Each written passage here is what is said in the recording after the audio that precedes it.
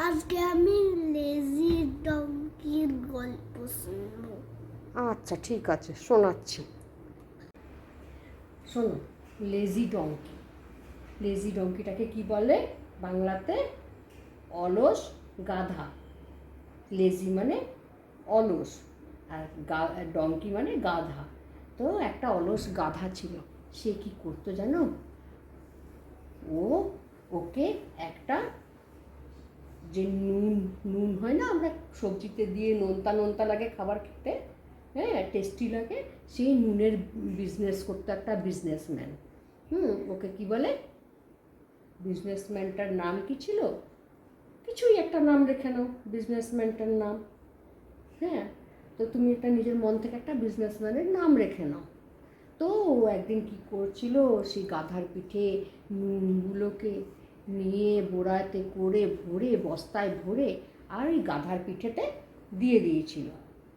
তে রোজ যেত, তার সামনে একটা নদী পড়তো, সেই নদীটা ক্রস করে সেই যে মার্কেটটা পড়তো, সেই মার্কেটেতে গিয়ে ও বিক্রি করে আসতো সে নুনগুলো। তা একদিন কি হয়েছে, সেই গাধাটা নদী পার হতে গিয়ে যেই নদীতে পা রেখেছে অমনি একটা পাথরেতে ধাক্কা খেয়ে পড়ে গেছে জলের মধ্যে যেই পড়ে গেছে, তো সাথে সাথে দেখছে যে ওই নুনটা কমে গেছে, মানে হালকা হয়ে গেছে ওর পিঠের বোঝ।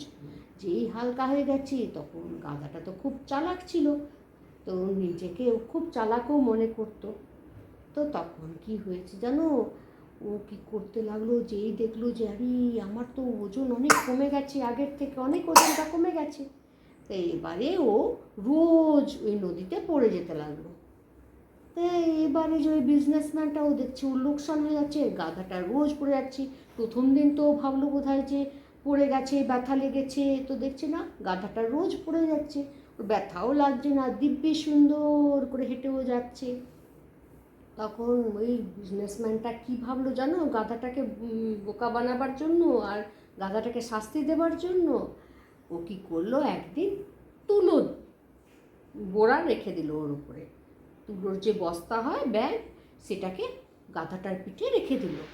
আর গাধাটাকে নিয়ে যাচ্ছে, আর মনে মনে ওই বিজনেসম্যানটাও হাসছে যে এবার আজকে তুমি নদীতে পড়ো জলে। আর গাধাটা ভাবছে যে আজকে তো অনেক হালকা লাগছে, আচ্ছা আজকে আবার পড়ি নদীতে, তাহলে আরও হালকা হয়ে যাবে। হ্যাঁ, বলে না সেই অতি চালাকের গলায় দড়ি। তো তখন গাধাটা কী করলো, ওই নদীটার মধ্যে আবার পড়ে গেল। যেই না পড়া, তুলো তো জল লেগে আরও ভারী হয়ে গেল।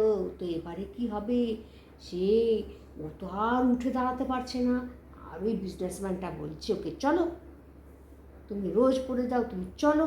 এবারে ও তো তখন দেখলো আরে আমি তো আজকে নদীতে পড়ে আমার তো হালকা হওয়ার জায়গায় ভারী হয়ে গেল, এবারে কি হবে।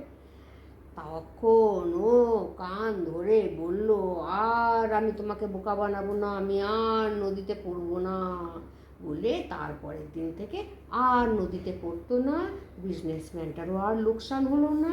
ও তখন রোজ ওই নুন নিয়ে, হ্যাঁ গাধারও তো ভেবেছিল ব্যথা লেগে গেছে, কিন্তু গাধার তো ব্যথা লাগেনি, গাধা তো দুষ্টুমি করছিল। তো সেই জন্য কখনো দুষ্টুমি করতে নেই, নিজের কাজটা ঠিক করে, নিজের কাজটা ঠিক ডিভোটেডের সাথে করতে হয়, ঠিক আছে?